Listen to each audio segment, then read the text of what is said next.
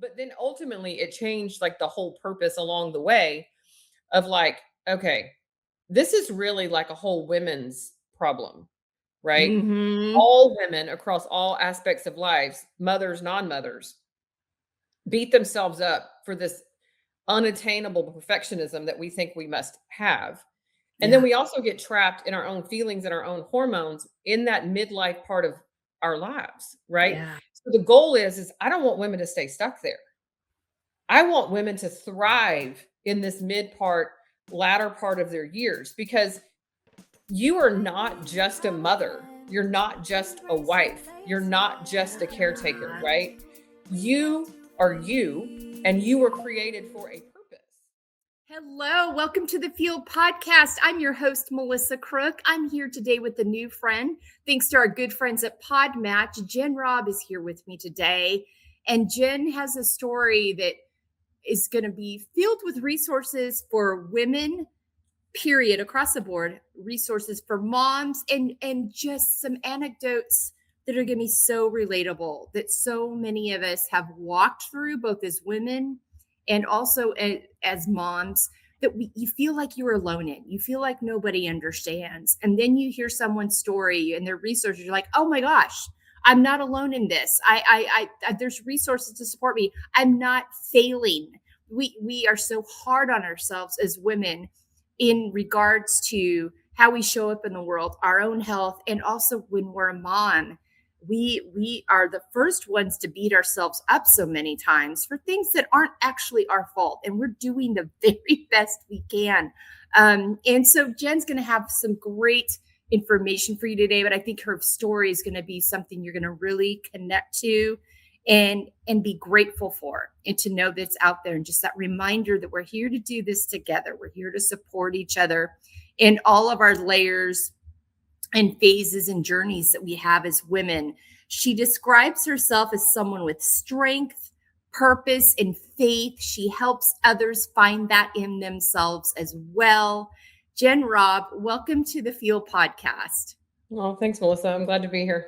I'm so glad to have you here. All right, let's get started. We're going to start with self-care. And when I talk about self-care, I'm not talking about those kind of surface level things we do. Not that they're not important, not that we don't enjoy the day at the spa or getting the nails done or the weekend away with the girls or whatever it is that, you know, those things. I'm talking about that deep, meaningful way where you really are prioritizing your health and wellness in your line of work, in your story. There's so many spaces and places, I'm sure, that this has come up for you. So talk to me about your self-care journey. Well, like when my daughter was in the midst of her mental health struggles, I remember like being several years in and kind of waking up going, I was 40 pounds heavier. I didn't know who I was anymore because my whole goal in life had been I mean, legitimately to keep her alive, right? Like Yeah. that was the Yeah. goal. And she went everywhere with me. And I mean, it has since been better because, right, we're best friends now. But Sure. during that time, you really lose sight of like who you are, right? And you Yeah. let yourself kind of go. But I remember looking in the mirror, several years in going, I don't even know who I am. Mm. Like, who Yeah. is this woman that's 40 pounds heavier than I've ever been in my whole life? And not to mention, you're in the throes of like perimenopause and menopause and all these other things to add to it. So it became about being intentional, right? Not just finding like you say, the surface levels. Like I love a good hair day and spa day and nail days and all that. But it really became about finding something that was like refreshing to my soul, right? That was Yeah. that was specific to me. Mm-hmm. And for me, that was listening to like worship music in my car, right? Mm-hmm. Like kind of that was the place where you can go and, as a mom, right? No matter if you go to the bathroom, you have little kids or, in my case, my daughter, but 17 still follows me to the bathroom, right? And so you can't say I'm going to go take a shower and be alone because they still find you. They But in my do. car, yeah, I mean, they still find you, but like, or it's the husband, one of the way. Um, but in my car, I can like shut it and I can lock the door and I can just be in that moment with something that speaks directly to me, right? Yeah. And for some people, that may be taking a walk, just being outside for 10 minutes. One of my dearest friends, she takes a walk every day. And it Yeah. doesn't have to be like she's not really out there like, hustling, walking really fast, but it's a 15 or 20-minute walk around the lake that she lives near to kind of pour back into her, right? To have the sunshine on your face, to have those quiet moments where you can turn your phone off and you're not distracted. And that's what it's about, right? Is finding whatever it is that works for you, that brings intention and purpose, and making yourself a priority in those few moments a day. And I hear all the time women say, "Well, I don't have time for that." What do you mean you don't have time? Like, you Yeah. can't find 10 minutes in a day, even 5 minutes, right? About something that is specific for you, right? Like, I mean, I understand like when it's harder too, right? When we have little kids and they're running around, but do they have nap times?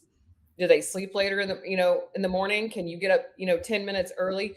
There has to be something, because what it does for women is when we pour back into ourselves is it makes us to be more present in the times that we have to be, 100% mom mode, wife mode, whatever.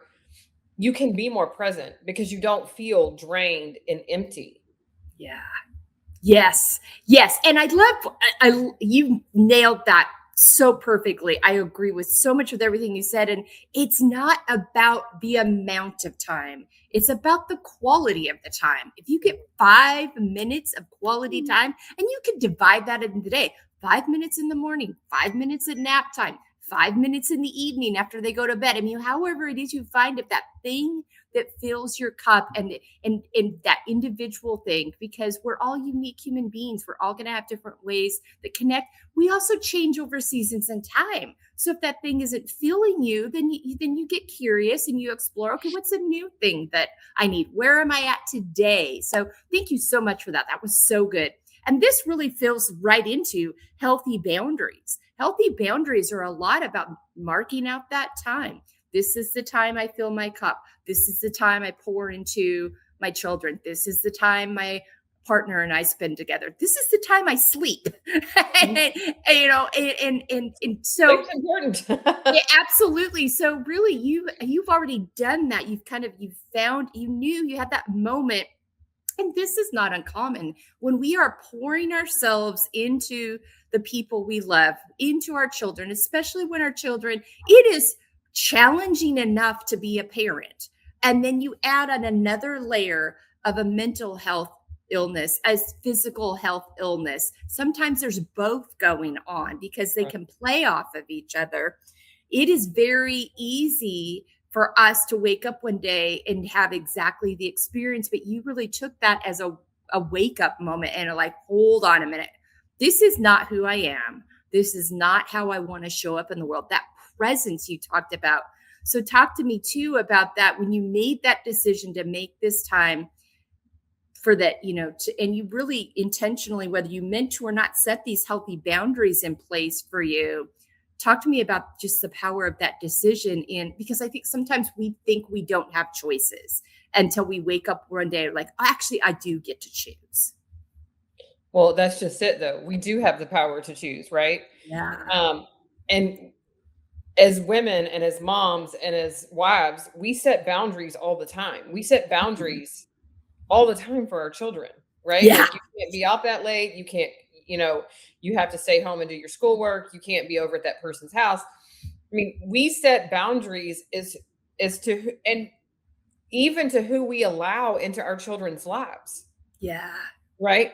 Like, we set boundaries all the times for everybody else. So why, as moms and as wives and as women, do we say everybody else is important, but I'm not? Yeah. And Yeah. I mean, that's just where setting boundaries, right? Like, it's okay to say no. Like, no is a full sentence, right? Mm-hmm. And, I remember going through the phases where it's like, okay, I want to be the head of the PTA. I want to be like the room mom. I want to be all of these things and still have my own career and and still be the best mom and best wife. But at the end of the day, all that does is when you just say yes to everything, it just zaps your energy. Yeah. And then you become, more moody, and you're not happy to be around, right? And that's the thing, is just by simply setting a small boundary, like, you know what, I am going to give myself 10 minutes a day. I mean, that's a boundary, Yeah. right?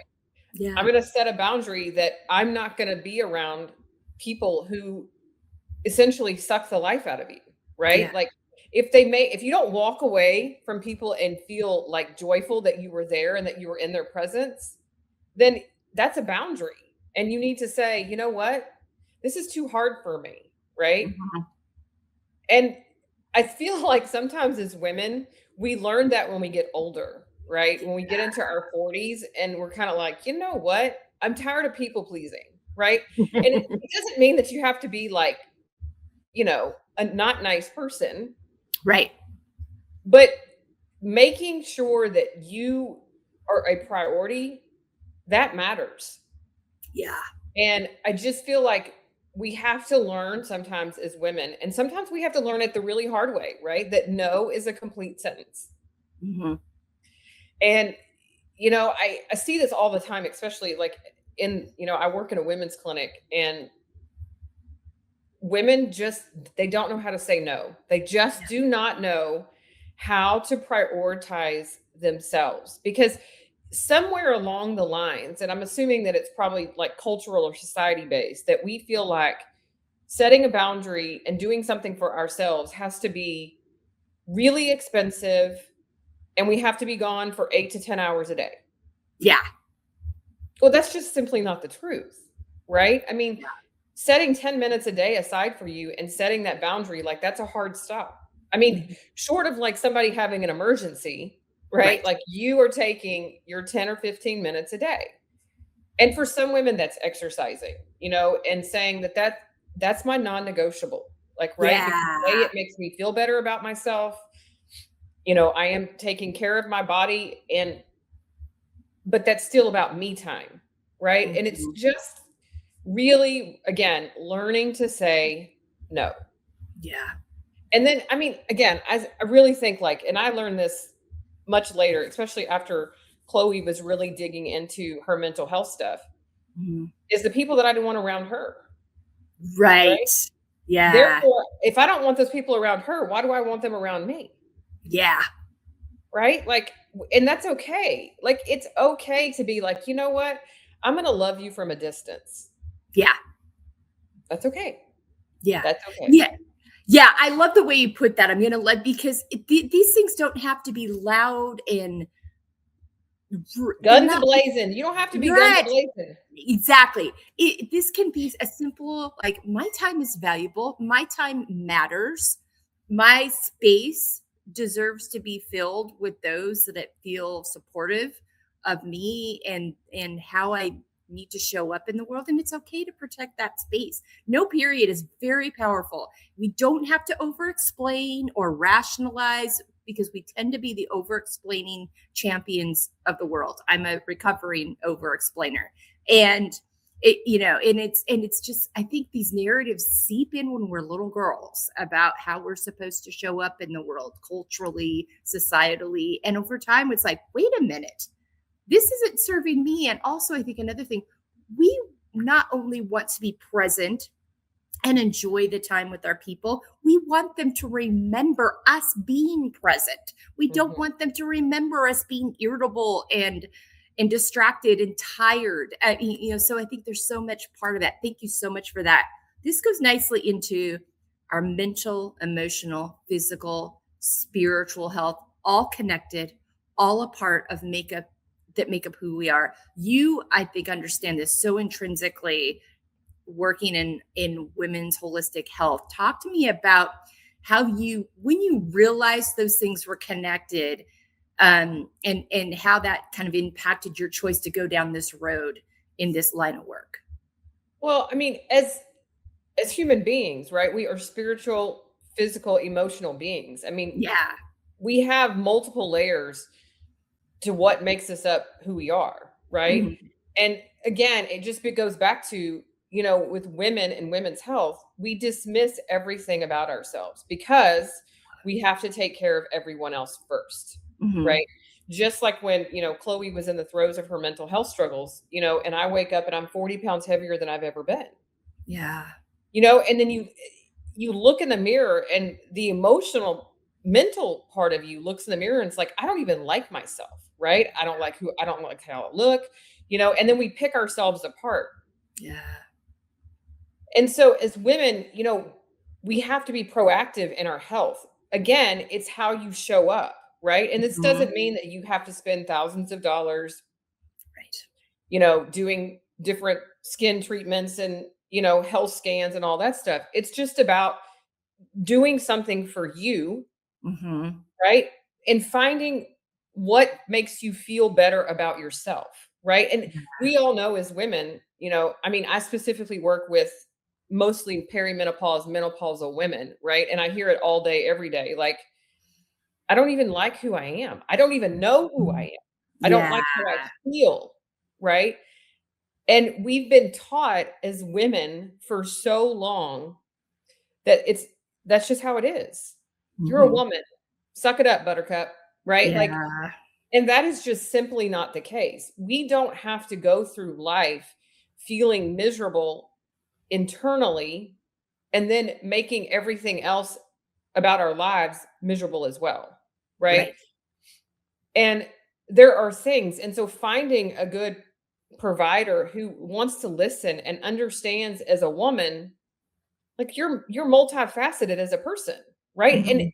we change over the course of time, right? We are not the same person that we were in our 20s, right? Like, and I mean, I married my husband when I was 21. I'm not the same girl that I was when I was 21, right? Yeah. We've evolved and we've figured out, like, okay, I definitely don't like this anymore, but I Yeah. want to be this type of person. I want to do this thing in my life because now I see what my purpose is. Well, Mhm.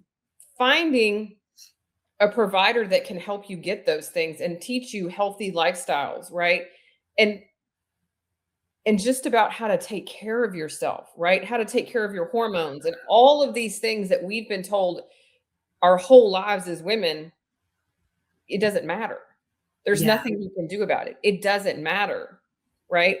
And then again, it mentally, physically, spiritually, all of them are interconnected because if you Mhm. don't feel well physically, it takes a toll on your mental health. And it also takes effect on your spirituality, right? Like Yeah. you're beat down in all aspects. Yeah. So spiritually, finding something that speaks to your soul, right? If it's going to Mhm. church or it's a Bible study or it's worship music, whatever it may be. Yeah. And then taking care of your mental health, right? Giving yourself permission to say no and make yourself a priority, right? And Mhm. then taking care of your physical self, right? Diet, exercise, supplements, taking care of the things that aren't functioning right in your body, right? The Yeah. hormones, right? Like we have to make us a priority in that and not just say, oh, well, that's how it is because we're women. Yeah. Yeah. I think this idea, and I love that you spoke to this because I think this idea, there's for centuries, it's been this idea that we just got to own that once we hit midlife, there's just some years in there. They're going to be bumpy. And it's like, it doesn't have to be that way. If we have the right resources and we have someone that'll listen, that is curious, a practitioner that will isn't just going to throw a pill at it, but is going to be like, okay, let's look at the whole picture here. Let's get to the bottom of what's happening here and address that, we can thrive in this time. I mean, I'm 56. I'm at the tail end of all of this. It really started showing up for me at 45. And there were even things showing up as far back as 38 that I didn't know were attached to it because I literally didn't ever hear the word perimenopause until I was 3 years into it. Right. But Um, you realize that women, we spend the majority of our life in these, m- menopausal, postmenopausal years. And yeah, there's no like magic wand that women go, oh, okay, I'm going to be out of it by the time I'm 55. right.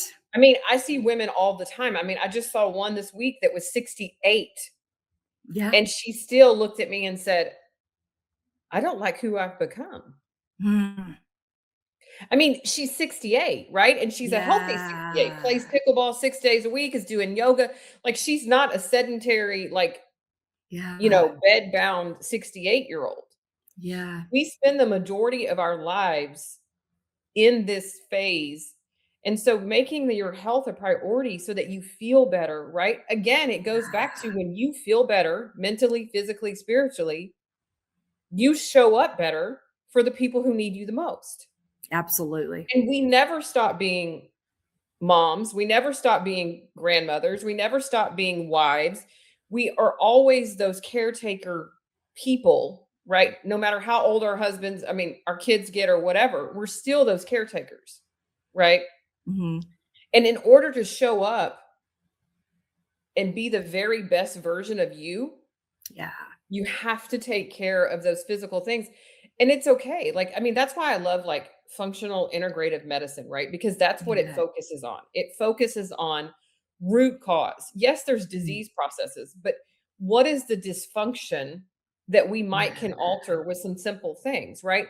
And that's what functional medicine is. It's whole Mhm. person care, right? Yeah. I've been in conventional medicine. I mean, I've been in medicine for over 20, working on 25 years, right? And in conventional medicine, we are taught just to treat the disease process, put a band-aid over it, and then keep moving. Yeah. But that's different than functional, like whole person care where you're focused on root cause. Is it environmental? Are there lifestyle modifications that we need to make? Is it genetics? You know, is it something like a real disease process that is taking a toll? But it's about finding those providers that want to listen and really help you move through the spectrum over your lifspan, right? And Yeah. not just put a band-aid on it. Like that's my pet peeve in medicine is like, oh, let's Yeah. just take a pill or let's take a pill. I mean, and even when you go back to like my daughter struggles with mental health, right? Yeah. Like this is where I saw that too. I mean, at Mm. the time, she was 13 years old, and, you know, I took her to multiple psychiatrists, and they're all just like, "Oh, we'll just take this pill for her Oh, anxiety and wow. depression. Let's not figure out what the problem is, right? Yeah. Let's just throw a pill at it." And then, we put her on a medication, and she starts to have hallucinations from it. And Jeez. their answer to the question, and I'm talking about hallucinations, like stuff coming out of walls, right? Oh, wow.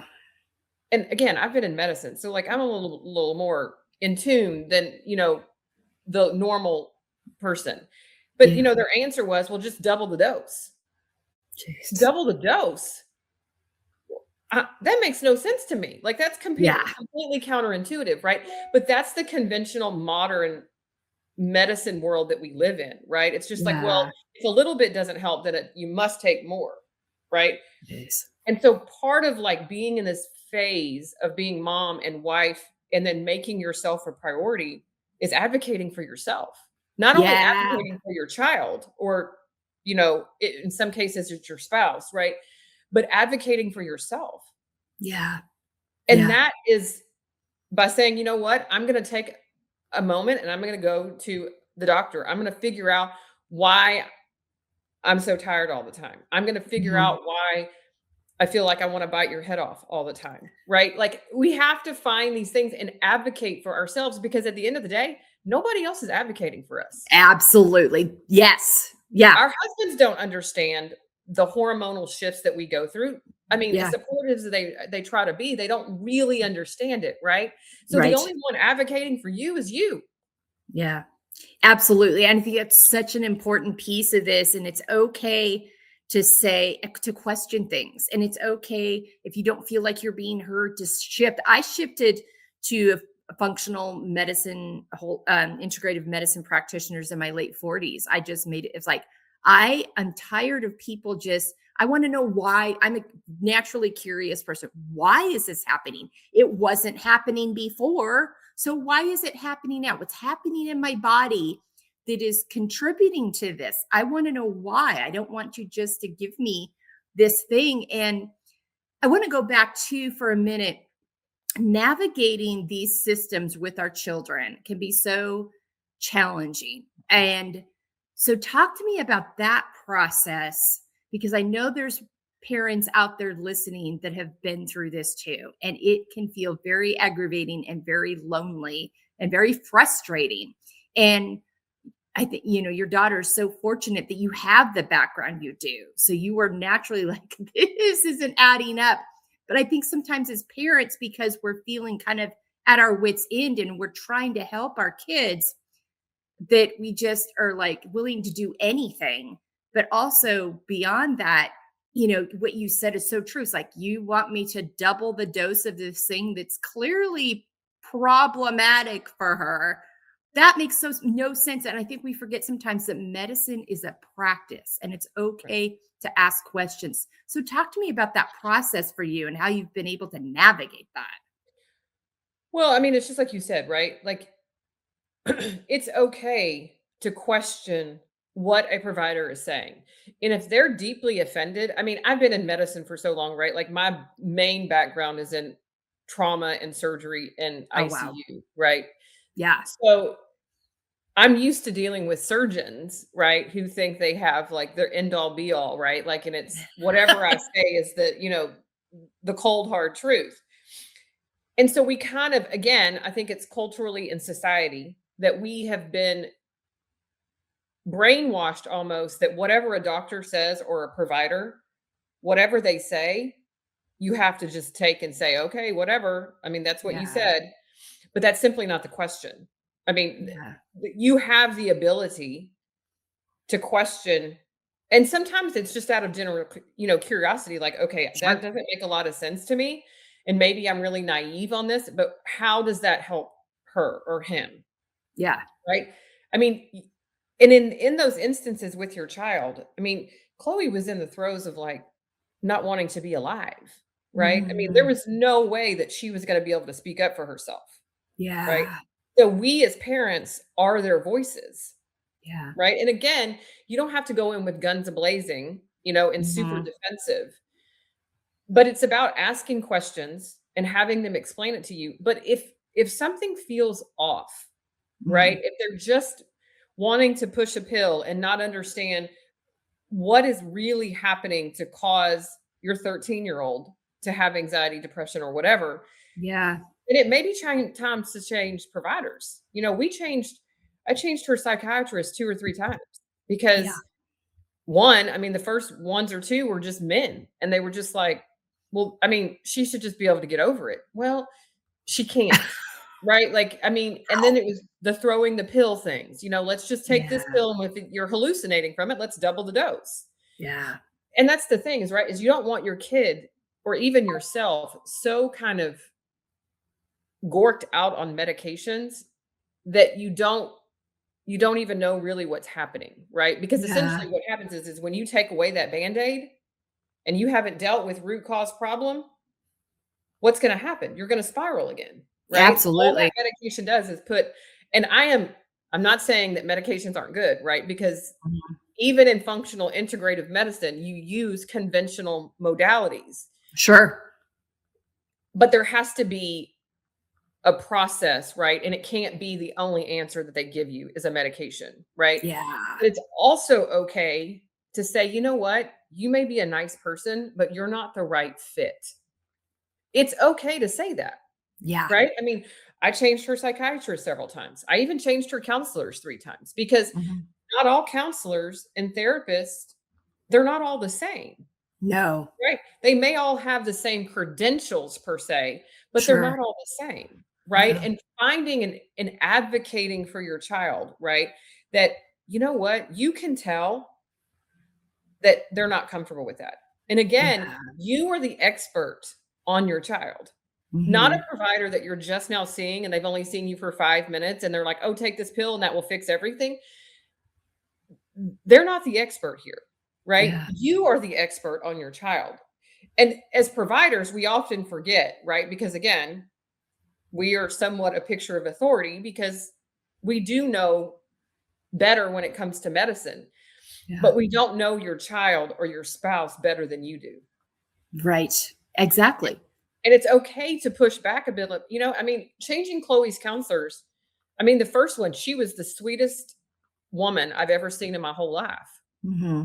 But what I quickly figured out about her was she didn't push Chloe to really figure out what the problem was with Chloe.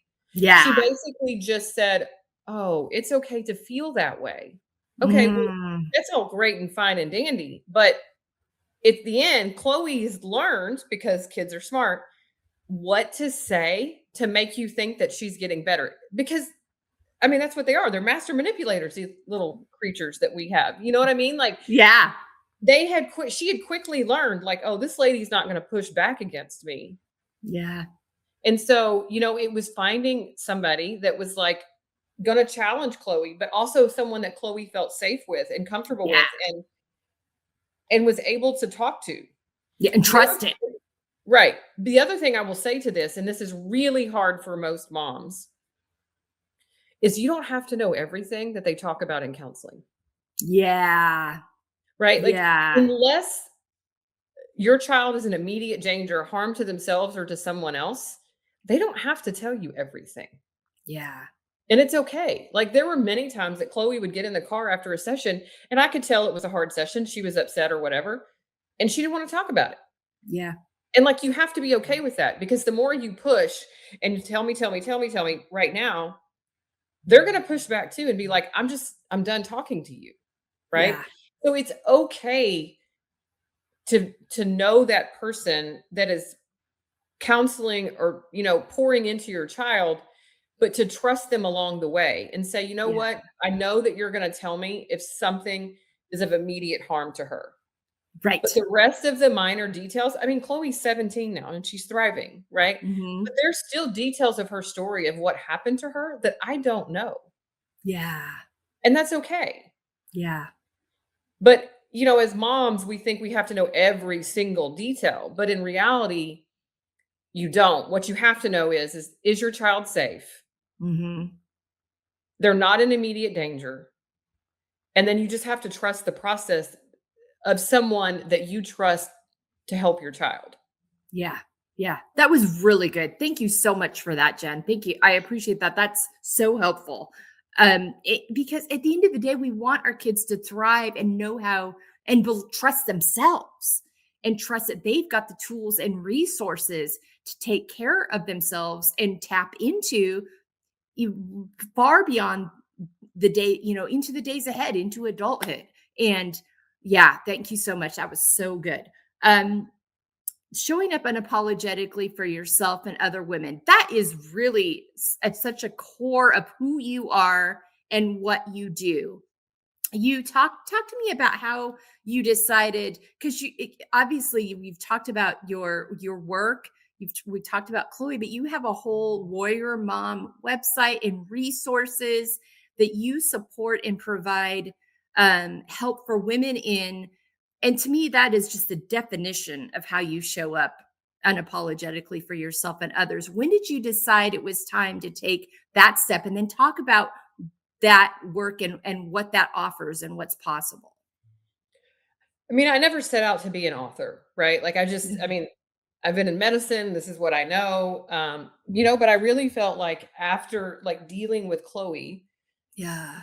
and hearing from other women, like, oh, I've been down that road, but, I didn't know what to do, or Mhm. I didn't know how to navigate that. I really felt like, okay, I need to write a book to help moms understand, A, that they're not alone, right? Mhm. And that their story, it matters, because the book is written from my perspective of taking care of Chloe, Yeah. right? And how hard it is sometimes as a mom, because again, we often get forgotten when we're in the throes, because everybody's focused on the child or the spouse or whatever that's sick, mentally, Yeah. physically, whatever. Yeah. And we're often forgotten because we're the caretaker, right? But Yeah. caretakers are very, very important. And our energy and our truth matters too, right? And our feelings Mhm. matter. Yeah. And so that's really what the book is about, is really trying to help women understand that they're not alone, right? Yeah. That there is hope at the end of the day, right? Mhm. Mhm. no matter what you're facing or struggling. And again, this is where the book is, very heavily faith-based. And so, I don't know that I would have made it through if I didn't have my own, personal faith, because Yeah. there are very, very challenging times. Mhm. And it's about finding that, right? And then at the end of the book, I really talk about advocating for yourself and advocating Mm. to pour into yourself and setting those boundaries and some self-care modalities and those types of things, because all of that is so important. Yeah. And we cannot forget ourselves in this whole story, right? And that's about Yeah. showing up unapologetically, right? Like, Yeah. stand on your truth, set your boundaries, and then don't worry about trying to be, you know, about everybody else's feelings, because at the end of the Mhm. day, your feelings matter and then the person you're taking care of matter, right? Yeah. And that's really the heart of the book, is standing up for yourself and Mm. finding your voice in the midst of being your child's voice too. Mm. That's so good. Thank you so much for that. And your why and your values are so intertwined in this.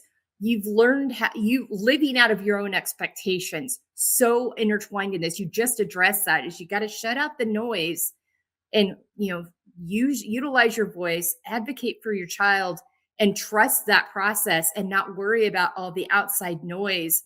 Talk to me about how that those why and values have really shaped over time what you've learned about them through this process and how they allow you to kind of, because it's really those are really the compasses that allow us to say yes and no to things, that allow us to show up.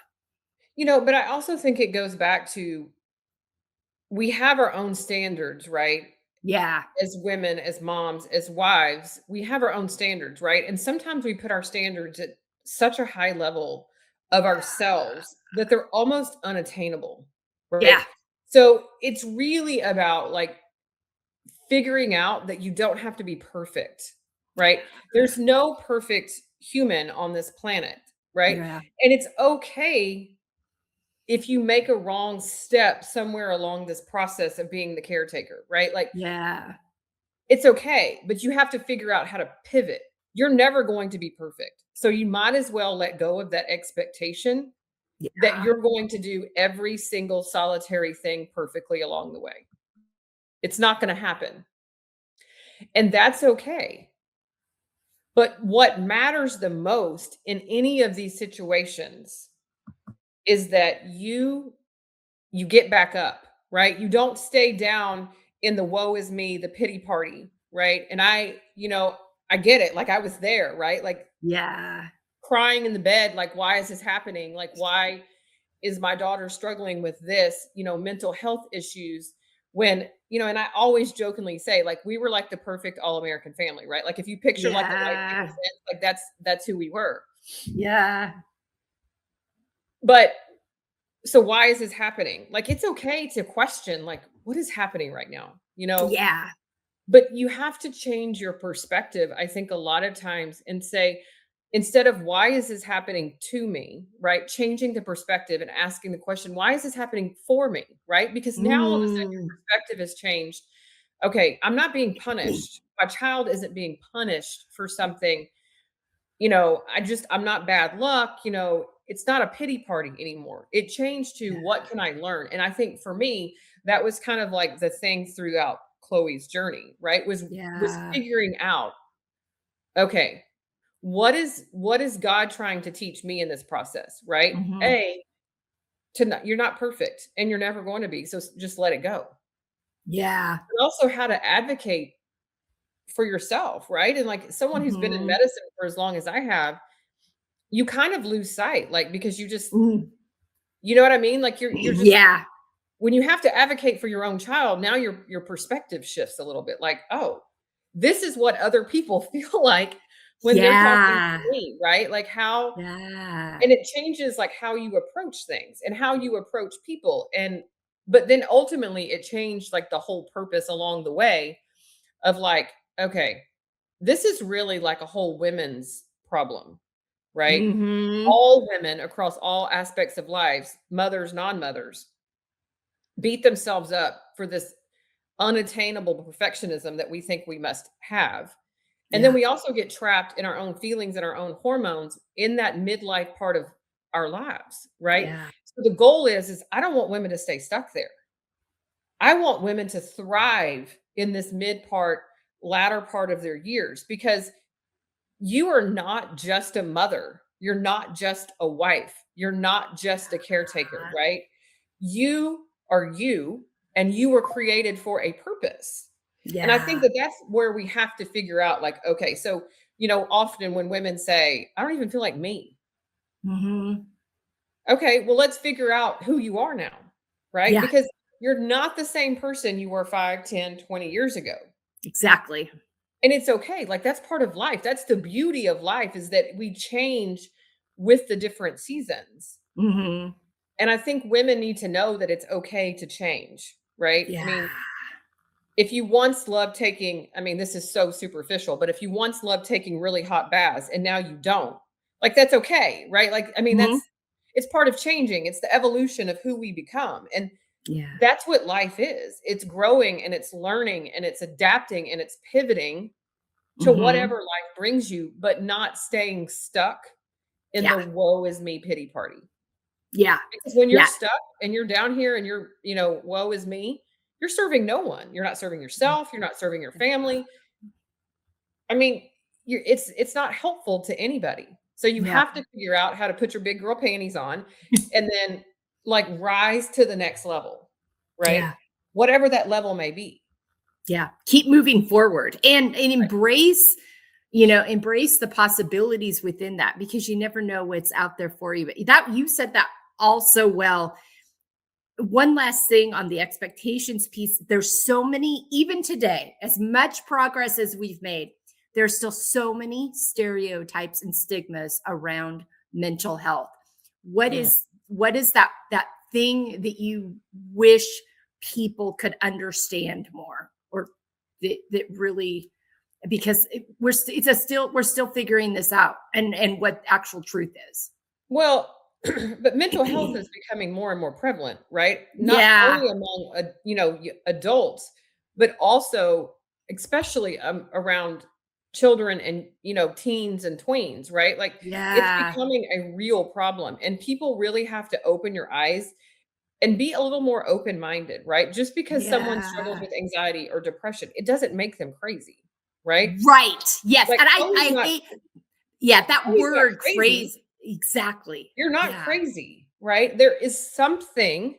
Now, there's so many aspects to, right, like the anxiety, depression pieces, right? Yeah.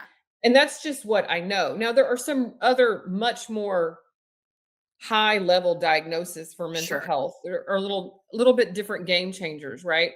But you shouldn't be embarrassed to say, you know what, I struggle with anxiety, but find somebody who can help you find the root cause. Like Right. Chloe's stuff was rooted in trauma, right? Yeah. Because she had been sexually assaulted by another peer, Yeah. unbeknownst, to us. Wow. So she carried that burden, right? So Yeah. again, that's root cause. If I can help her process what happened to her, then I can Yeah. help her adapt later on. I can teach her, or the counselors can teach her better coping skills, right? Mhm. Because at the end of the day, life is going to life every day that we're alive, Yeah. right? Yeah. As children, as teens, as young adults, as an adults, there's always going to be something that life decides to throw at us that we have to figure out how to navigate. Yeah. But mental health, because you're struggling with anxiety or depression, it doesn't make you crazy. Right. It doesn't make you unlovable. It doesn't make you, that you're a product of maybe you made a poor choice and you're not I mean, you are not that poor choice, right? Right. People, Yeah. we have to get over that and there's also not a magic fix. I think that's another thing, Yeah. and people that were close to me would even say, "Well, why can't you just tell her to snap out of it?" Snap out of it? Yeah. Like, what do you mean snap out of it? Yeah. Like, d she's over here wanting to, like, not be alive. Like, I don't know Yeah. how to, like, magically make her snap out of it. Like, that's the most annoying thing, right? I think too that people Mhm. say is like, "Well, just get over it." Yeah. That's so unhealthy and so Well, not a solution. right, like, you have to offer people time to process things, right? Yeah. I mean, and again, not everything, and hers is a little bit different, but I see women who struggle because they've lost a career or they've lost a spouse or whatever, right? It's okay to mourn that. But Mhm. again, I don't want you to stay stuck there, Exactly. And both right? is important. Both it's important to feel it and process it and move through it and move forward. Right. But just because you're struggling with anxiety in a season or Yeah. depression in a season, you're not crazy and you don't have to Yeah. stay in that world, right? It's not like, Yeah. oh, well, now I've got anxiety, so woe is me, and this is how I'm going to live the rest of my life. Like, Yeah. no, we can find help, and there are people out there that can really help you move through. But for someone else that becomes the support system for the person that is struggling, you have to be patient. This Yeah. isn't a quick fix. This isn't a snap your fingers and, they're magically gonna sing roses and rainbows. Like, this doesn't Yeah. it's a process and it's a journey. But like I told used to tell Chloe, like, I can't do the work for you. I can go and I can Yeah. advocate for you. I can take you to the places. I can do these things for you. I can support you. I can love you. I can cheer you on.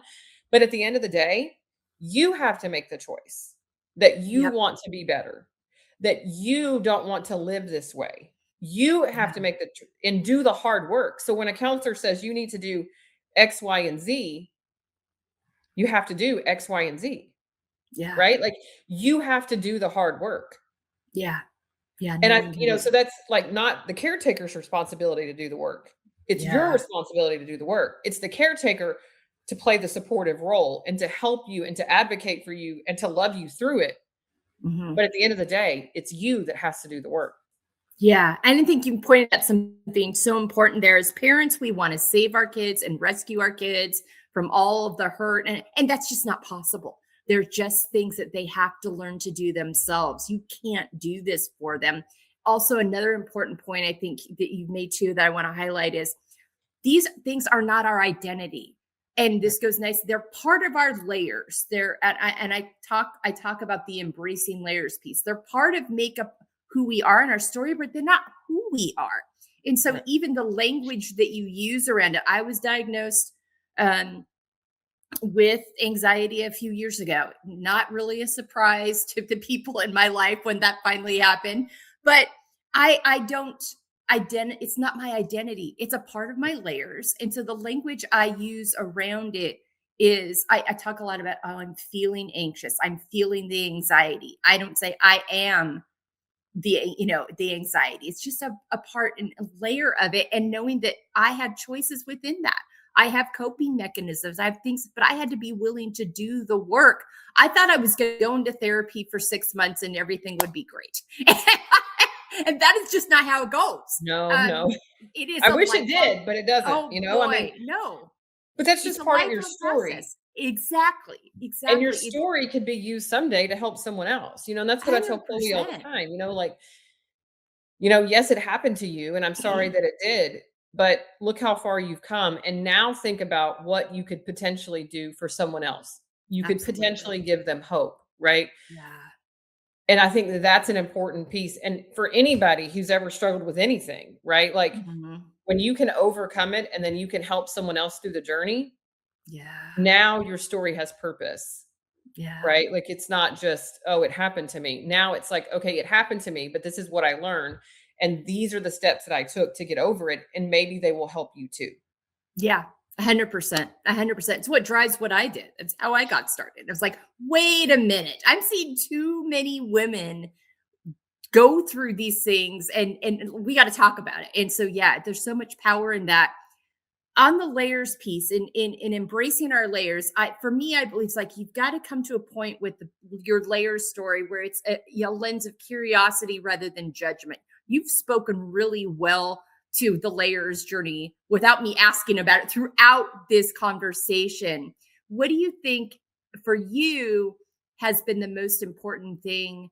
For me, the most important thing was to get curious rather than judgmental about the pieces and parts that were hard for me, and to address them from a space that, given what I knew and what I was modeled, and the environment I lived in, I can see why I made that decision. I wish I hadn't, but I can see why I did. I'm no longer going to shame myself or feel bad or guilty or woe is me about it. I'm going to address it. So that was a big part of me embracing my layers. And in embracing my layers, I was able to see my full value as a person and not identify with any of these one thing sets of layers. You've done that really well. Do you have anything that you want to share that has helped you in that?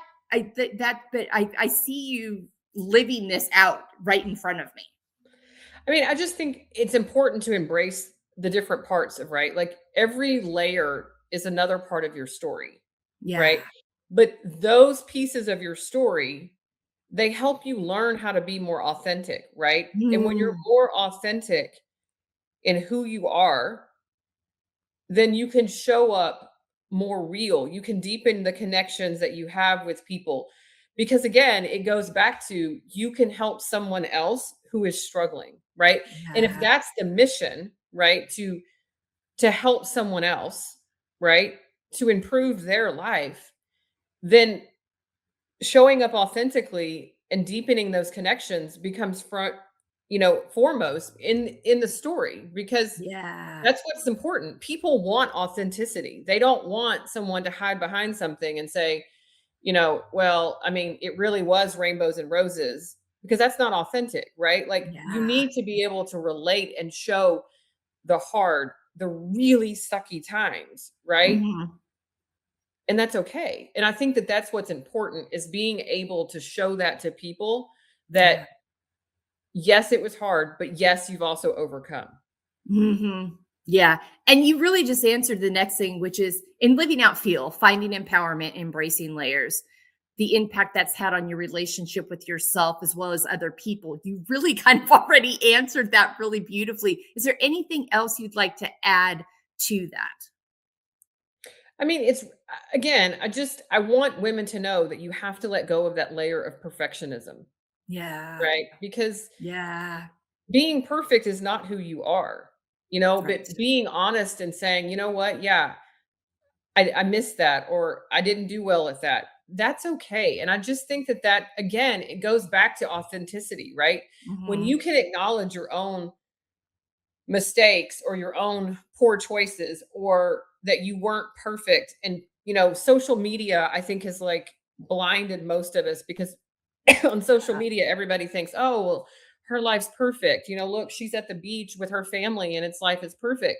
But really that's not the truth, right? It's about Yeah. removing that mask and saying, no, we have stumbled. We've had hard times in our marriages. Our children have struggled, whatever, so that you can be authentic for someone else, because that's what people are looking for, Yeah. especially in Abs today's AI world, right? They're looking for real and authentic people to show up and say, it's okay. You're not alone.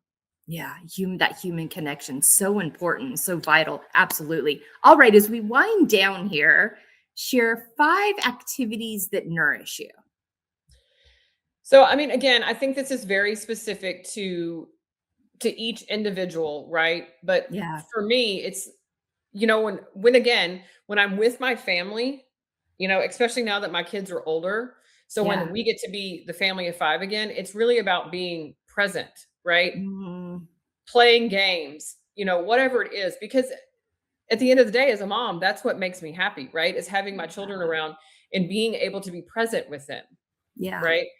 Also, it's potentially going outside, fresh air, taking a short walk, right? Taking in the sunshine. I mean, there's no sunshine today, but you know what I mean? Like I do. feeling that sunshine on your skin, right? For me, it's the quiet mornings with, where I can listen to worship music. And that kind of like just sets the tone for the day for me. Yeah, Exercise yeah. is is good too. Like, and again, I don't mean like you have to go do, high intensity crazy workouts, but like Mhm, for me, it's just some sort of movement, right? Because we know mhm. that when we're exercising a little bit, we're, producing endorphins, which changes our mood, right? It changes our mental game at that point, right? Because now we're Mhm, like, okay, you start to feel better about yourself. And then finding something that is creative or some sort of outlet for you, right? mm. You Yeah. know, I like to write, but, like for Chloe, her outlet, she loves to do art, right? She can paint, Mm, draw, she can do all those things. For other people, it's just journaling, right? And yeah. finding whatever works for you. Some people, it's just literally sitting and doing puzzles. There's so many things that you can do that just help you kind of look inward, right? And focus on Mm, you and what refreshes your soul so that you can show up and be more present for everyone else.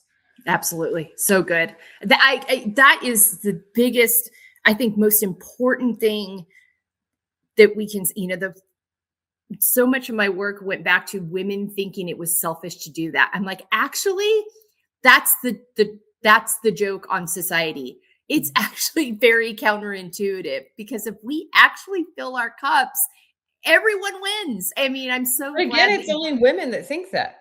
I know. I I know. mean, our I husbands don't have a problem going out and hanging out with their buds or going hunting or whatever it is they may do for themselves.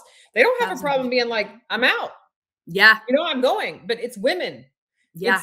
It's women that say, "Oh, that's so selfish of me to want 15 minutes a day to myself," or it's Yeah. selfish of me to want to go out with my girlfriends and laugh and not have to have a responsibility for a few minutes, Mhm. right? It's not selfish. No. It's No. not. Like, and if you've got to let go of that mentality because it's important, right? The other thing is like we're everything for everybody else all the time, Yeah. right? Like, I mean, when my kids were home, even my husband to this day, it's like, where did I put that? I can't find this. Where is it? It's like you're the finder for everything, right? The keeper of everybody's stuff The all the house time. brain. Yeah, it's like, and if but at the same time, it's okay for us to want to be like, you know what? I want to turn that off for a minute. Yeah. I want to just go out and be Jen Mhm. with my girlfriends and not have to be mom and wife and finder and schedule keeper and taxi driver and all of those things. It's okay Yeah. to say, you know what? Time out. Yeah. It's not selfish because you actually show up better for those Absolutely. that you love when you do those things. Yeah. 1000%. All right. 5 words on how you want to feel the next 6 months. I mean, again, empowered. Mhm. Um, I think beautiful always comes to mind, right? Because I think as Mhm. women, we all want to feel beautiful, not only for other people, but for ourselves, Yeah. right? Um, I mean, purpose driven is really kind of how it is, right? Like, I mean, Mhm. for me, it's important that my life has purpose, right? And that is helping other women through the different stages of life. Yeah. Um, Probably growing in my faith. I know that's more than one word, but like that's important too, right? Because Mhm. that's what keeps me grounded. Yeah. But again, being present, especially in these Yeah. heavy, you know, everybody's got phones and AIs and tech and all this stuff. Like it's really about putting that stuff down and being Mhm. mindful and being present and intentional with our time. Yeah. So good. So good. Jen, tell people where they can find you and follow you. And then this will also be on our resources page at embracinglayers.com. So I have a website called warriormomcoach.net, right? So there's free resources on there. You can find access to my Facebook Warrior Mom group. We try to encourage, in there, people ask for prayer. Um, my book, Warrior Mom Rising, is on Amazon and also barnesandnoble.com. And then, of course, I'm on Instagram. It's the handles at Warrior Mom underscore Jenn Robb. Um, and all of that is linked on my website, Okay. warriormomcoach.net. Perfect. All right. One last thought for our listeners today. You're not alone. Like that is the Mm, biggest thing for women, right? You are not alone and you don't have to navigate these hard seasons by yourself. You yeah. just don't. Find Yeah. and to me, like community is important, right? Finding your support system because you're everybody else's support system.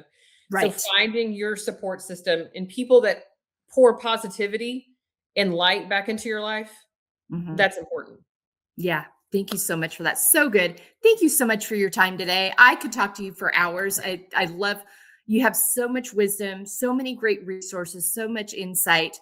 And women. So listen, share this with your friends, take a look at these resources, know that you're not alone. Let's support each other through these things because you are valuable, you are worthy, and you get to choose. Don't ever forget that. Take good care of yourselves, and we'll see you next time here on the F.E.E.L Podcast. Hello, and thank you so much for being with us today on this episode of the F.E.E.L Podcast. If you would like more information on how you can apply these talking points that I share with our guests in each episode to your own life, really utilize this F.E.E.L framework, go to embracinglayers.com, fill out our contact form, and let's set up a free 30-minute consultation to talk about how you can start living your most authentic, organic, healthy, feel fueled life. Thanks again for being with us today. We'll be back to you soon with another episode here on the F.E.E.L Podcast.